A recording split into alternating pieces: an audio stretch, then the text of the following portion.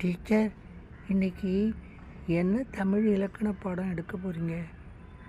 இரட்டைக்கிளவி அடுக்கு தொடர் நீங்கள் கொஞ்சம் விளக்கி சொல்ல முடியுமா?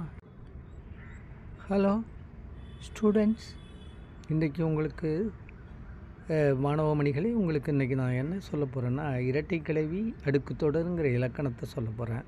இரட்டைக்கிளவின்னா என்னென்னா, ரெண்டு சொல்லாக மட்டும்தான் வரும். அது சலசல என தண்ணீர் ஓடியது, கலகல என சிரித்தாள், இதெல்லாம் இரட்டைக்கிளவி.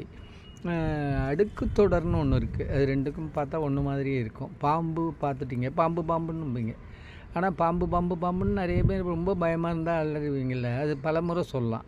இதுதான் இரட்டைக்கிளவிக்கும் இருக்கேன். இந்த இன்னொரு என்ன தெரியுமா, இரட்டைக்கிளவியை பிரிச்சிங்கன்னா பொருளே இருக்காது. இந்த ஓசை குறிப்பு இப்படி தான் வர்றது. அதனால் தண்ணீர் சலையென ஓடியது, அவள் கலையென சிரித்தாள்னா தப்பு. அது கலகல சலசல ரெண்டாக தான் வரும்.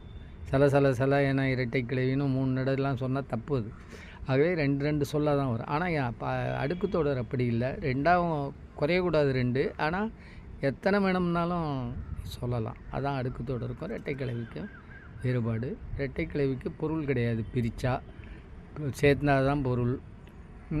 ஆனால் அடுக்கு தொடருக்கு பிரித்தாலும் ஒரு சொல்லாக வச்சா கூட பாம்பு பொருள் உண்டு. பாம்புன்னு சொல்லலாம், பாம்புன்னும் பயந்துக்கிட்டு சொல்லலாம். புரியுதா?